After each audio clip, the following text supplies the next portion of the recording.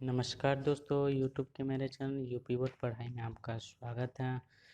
अभी तक आपने मेरे चैनल को सब्सक्राइब नहीं किया है तो प्लीज़ मेरे चैनल को सब्सक्राइब कर लें तथा अगर वीडियो अच्छी लगे तो लाइक ज़रूर करें, कमेंट करें तथा अपने दोस्तों में शेयर कर दें। तो हम पढ़ रहे थे फिजिक्स का लेसन 1 मात्रक एवं मापन। उसमें हमने लंबाई का मापन पढ़ रहे थे, जिसमें हमने पिछली वीडियो में प्रतिध्वनि विधि तथा खगोलीय पिंड का आकार ज्ञात करना सीखा। उसके बाद आता है हमारा लेसर विधि। तो देखते हैं लेसर विधि क्या होता है। तो यह विधि भी प्रतिध्वनि विधि का प्रतिनिधित्व करता है, मतलब उसी के जैसा लेसर विधि भी है। तो लेसर विधि में कोई भी ग्रह या उपग्रह का जो दूरी होता है वह निकालते हैं। तो इसमें पृथ्वी से किसी स्थान से लेसर किरणों को छोड़ा जाता है तथा लेसर किरणों को जब छोड़ेंगे तो वह जो उपग्रह से टकराने के बाद पुनः वापस उसी जगह पे आएगा। तो जो लेसर किरणों का चाल हमको पता होता है, किरणों का चाल जो होता है वह सूर्य के प्रकाश की चाल के बराबर होता है। तो लेसर किरणों को जाने व आने में समय हम टाइमर के माध्यम से ज्ञात कर लेते हैं तथा जब हमें समय ज्ञात हो जाता है और हमें चाल पता होता है तो हम दूरी बराबर चाल इंटू समय से निकाल सकते हैं। तो आइए लेसर विधि को देखते हैं। तो इस विधि में दूर किसी ग्रह या उपग्रह की दूरी ज्ञात कर सकते हैं, मतलब कि पृथ्वी से कोई भी दूरी पे स्थित कितनी भी दूरी पे स्थित ग्रह तथा उपग्रह की दूरी ज्ञात कर सकते हैं।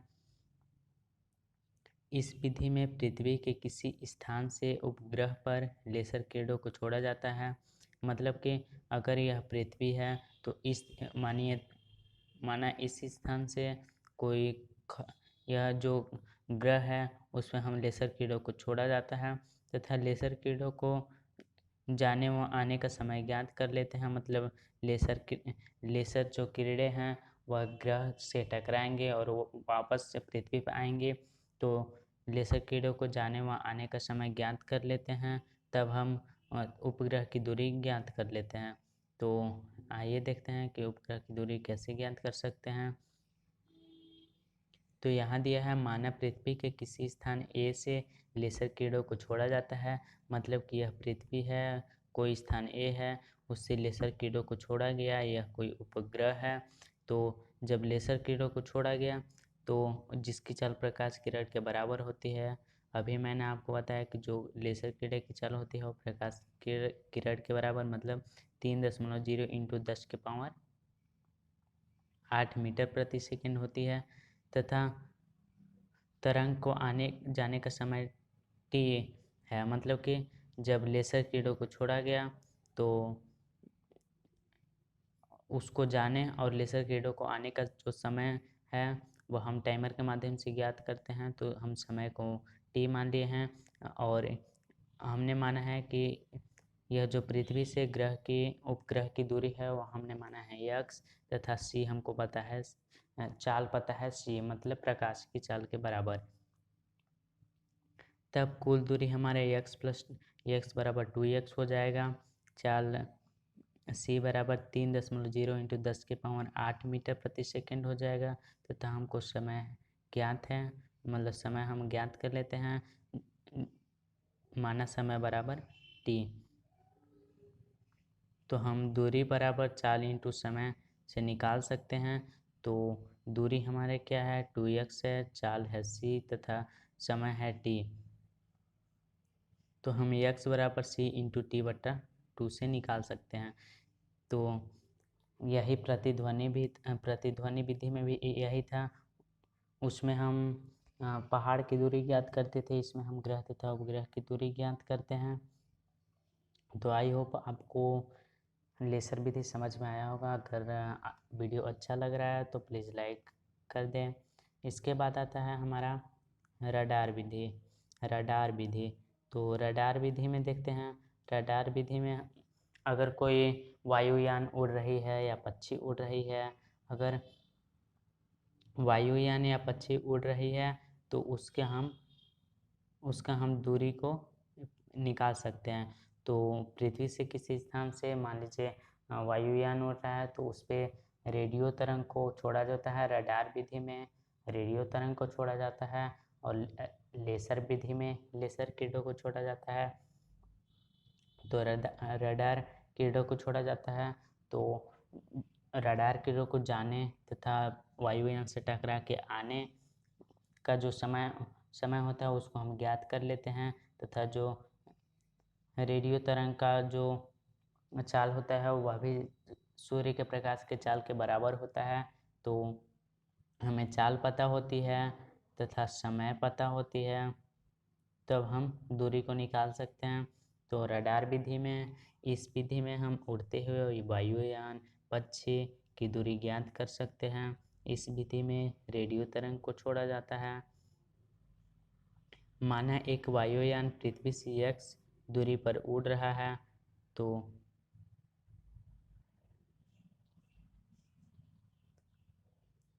माना कि एक वायुयान पृथ्वी से x दूरी पर उड़ रहा है पृथ्वी के किसी स्थान A से, मतलब कि मान लीजिए यह पृथ्वी है, यह एरोप्लेन है, यहाँ से यहाँ की दूरी x है तथा किसी स्थान A से रेडियो तरंग को छोड़ा जाता है जो कि जिसकी चाल c है, मतलब सूर्य के प्रकाश के चाल के बराबर है तथा तरंग को जाने व आने का समय t है। तो टाइमर के द्वारा हम समय को ज्ञात कर लेते हैं जिसका समय हमने माना है t है। तो देखते हैं तो ऊपर यही दिया गया था कि पृथ्वी से कोई स्थान A से रेडियो तरंग को छोड़ा जाता है तो उससे टकरा के वापस आने का जो समय है वह t है तथा जो दूरी यहाँ से यहाँ का है वह है x तथा जो चाल है किरणों का वह है c, मतलब सूर्य के प्रकाश के चाल के बराबर। तो यहाँ है कुल दूरी बराबर x प्लस x बराबर 2x, तरंग की चाल c बराबर 3×10⁸ मीटर प्रति सेकेंड, तरंग जाने व आने का समय बराबर t। तो चूँकि दूरी बराबर चाल इंटू समय तो 2x बराबर c इंटू टी, x बराबर c इंटू टी बट्टा 2। तो x बराबर c इंटू टी बट्टा 2 में हम c और t का मान रखकर हम किसी भी उड़ते हुए वायुयान या पक्षी का दूरी ज्ञात कर सकते हैं। तो आई होप आपको जो रडार विधि है वह समझ में आया होगा। तो अगर वीडियो अच्छा लग रहा है तो लाइक ज़रूर करें। इसके बाद आता है सोनार विधि। तो सोनार विधि में जिस प्रकार हम रडार विधि में उड़ते हुए रडार विधि में उड़ते हुए वायुयान या पक्षी का दूरी ज्ञात करते थे उसी प्रकार सोनार विधि में हम समुद्र के या पानी के अंदर की वस्तुओं की स्थिति का पता लगाते हैं। तो इसमें भी नाव में ट्रांसमीटर तथा रिसीवर लगा होता है तथा पानी में कोई भी चट्टान होता है उस पर पराश्रव्य कीड़ों को छोड़ा जाता है तथा उसको जाने व आने का समय ज्ञात कर लेते हैं। तो दूरी बराबर चाल इंटू समय से हम जो चट्टान की दूरी हम ज्ञात कर सकते हैं। तो सोनार विधि में देखते हैं इस विधि की सहायता से जल के अंदर स्थित किसी चट्टान की दूरी ज्ञात कर सकते हैं। इस विधि में जहाज में ट्रांसमीटर तथा रिसीवर लगा होता है। ट्रांसमीटर द्वारा पराश्रव्य तरंग को छोड़ा जाता है तथा रिसीवर द्वारा तरंग को रिसीव किया जाता है। तो आइए इसका क्रियाकलाप देखते हैं। माना जहाज तथा चट्टान के बीच की दूरी x है, मतलब यहाँ कोई चट्टान है, यह पानी है, यह हमारा जहाज है। तो जहाज में यह जो है यह ट्रांसमीटर है तथा यह जो है यह रिसीवर है। तो यहाँ दिया है जहाज तथा चट्टान के बीच की दूरी x है, मतलब यहाँ से यहाँ की दूरी हमने माना है x तथा कुल दूरी हो जाएगी x प्लस x बराबर 2x और तरंग छोड़ा जा रहा है, तो जो हम तरंग की चाल माने हैं वह माने हैं v, तथा तरंग को आने व जाने में लगा समय टाइमर से हम ज्ञात कर लेंगे। तो जो टाइमर से ज्ञात करने पे जो तरंग को आने व जाने में लगा समय है वह है स्मॉल टी। तो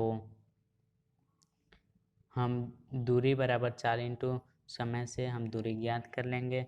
तो दूरी है हमारा 2x तथा चाल है हमारा v तथा समय है t। तो x बराबर v इंटू टी बट्टा 2। तो इस फार्मूले से हम समुद्र के अंदर किसी स्थित चट्टान का पता लगा सकते हैं। तो आई होप कि आपको यह वीडियो पसंद आया होगा। आज के लिए बस इतना ही। तो अगले वीडियो में हम फिर एक नए टॉपिक के साथ आएंगे। Thanks for watching the video. Thank you.